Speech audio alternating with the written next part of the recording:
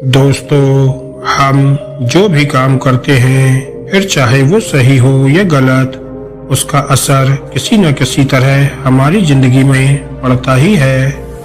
हमारे कर्मों का जो असर हमारी जिंदगी में पड़ता है, उसे ही हम कर्मों का फल कहते हैं। आप अक्सर ये सुनते ही होंगे कि फलाने व्यक्ति के साथ अचानक कुछ बहुत अच्छा हो गया या फलाने व्यक्ति के साथ कुछ बहुत बुरा हो गया। और जब हम किसी से उस अच्छी या बुरी चीज के होने की वजह पूछते हैं, तो वो लोग अक्सर यही कहते हैं कि सब उसके कर्मों का फल है। किसी के साथ कुछ अच्छा हुआ तो यानी उसने भी कभी न कभी किसी के साथ कुछ अच्छा ही किया होगा, और यदि किसी के साथ कुछ बुरा हुआ तो उसने भी कभी न कभी किसी के साथ कुछ बुरा ही किया होगा। कर्मों के फल से कोई भी इंसान कभी नहीं बच सकता। आज नहीं तो कल हमारे कर्मों का फल हमें मिलता ही है। आज की ये कहानी कुछ ऐसी ही है।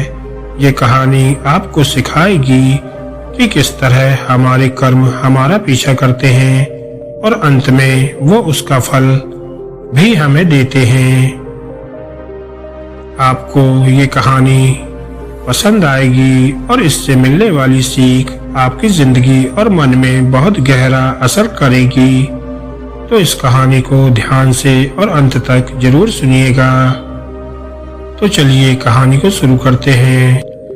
एक बार एक कंपनी के मालिक ने छोटी सी गलती होने पर अपने मैनेजर को बहुत खरी खोटी सुना दी। मालिक की बातें सुनकर मैनेजर को बहुत गुस्सा आया, लेकिन वो उनसे कुछ कह भी नहीं सकता था, क्योंकि अगर वह कुछ कहता तो उसकी नौकरी चली जाती। इसलिए गुस्से में वो मैनेजर अपने मालिक के केबिन से बाहर आ गया और बाहर आकर उसने अपना सारा गुस्सा अपने स्टाफ वालों पर निकाल दिया। अब बिना वजह डांट पड़ने की वजह से स्टाफ वालों को भी गुस्सा आ गया, लेकिन वो भी मजबूर थे, अपने मैनेजर से कुछ कह नहीं सकते थे। लेकिन अब स्टाफ वाले अपना गुस्सा किस पर निकालते? वो आपस में तो एक दूसरे से लड़ नहीं सकते थे, क्योंकि उन्हें आपस में मिलकर ही काम करना है। तो सारे स्टाफ वाले घर जाते वक्त अपना गुस्सा किसी न किसी बात को लेकर गेट पर खड़े वॉचमैन पर निकालने लगे। उनकी बातें सुनकर वॉचमैन को भी गुस्सा आ गया। अब वॉचमैन अपना गुस्सा किस पर निकाले? सारा स्टाफ निकल गया। वॉचमैन ने गुस्से में ऑफिस का ताला लगाया और घर आ गया। घर पर आया तो उसकी पत्नी ने उसकी पसंद का खाना नहीं बनाया था। वॉचमैन का गुस्सा और बढ़ गया।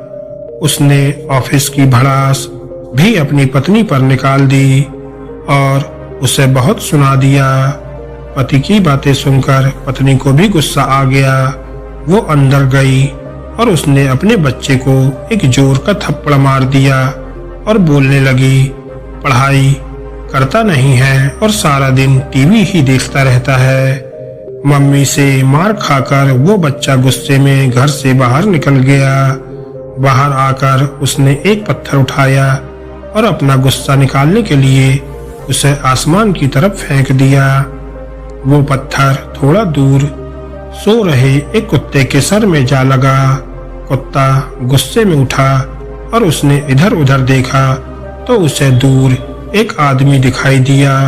कुत्ते ने सोचा कि पत्थर इसी ने मारा होगा। कुत्ता दौड़ता हुआ गया और उसने उस आदमी को काट लिया। उस आदमी ने बड़ी मुश्किल से उस कुत्ते से अपना पीछा छुड़ाया, और जिस आदमी को उस कुत्ते ने काटा वो उसी कंपनी का मालिक था, जिसने सुबह अपने ऑफिस में अपने मैनेजर को डांटा था। वो आदमी थोड़ी देर तक बस यही सोचता रहा कि आखिर इस कुत्ते ने मुझे बिना वजह क्यों काटा। रोज तो ये मेरे पास दुम हिलाता हुआ आता था, लेकिन आज इसे ऐसा क्या हो गया? जो इसने मुझे काट लिया। दोस्तों, इस कहानी से आप समझ गए होंगे कि कर्मों का फल हमारा पीछा नहीं छोड़ता। जाने अनजाने में कितने लोगों के साथ बिना वजह गलत व्यवहार करते हैं, जिसकी वजह से दूसरे परेशान होते हैं और कितनों को तो बहुत नुकसान भी हो जाता है, पर हमें तो उसका अंदाजा भी नहीं होता, क्योंकि हम तो अपनी मस्ती में ही जीते हैं। पर ऊपर वाला सब देखता है और वो हमारे कर्मों का फल किसी और तरीके से हमें जरूर देता है। इसलिए जिंदगी में बहुत जरूरी है कि आप दूसरों के साथ अच्छा व्यवहार करें, हर किसी की परेशानी को समझें, किसी के साथ बुरा ना करें, क्योंकि जैसा बीज हम बोते हैं वैसी ही फसल हमें मिलती है।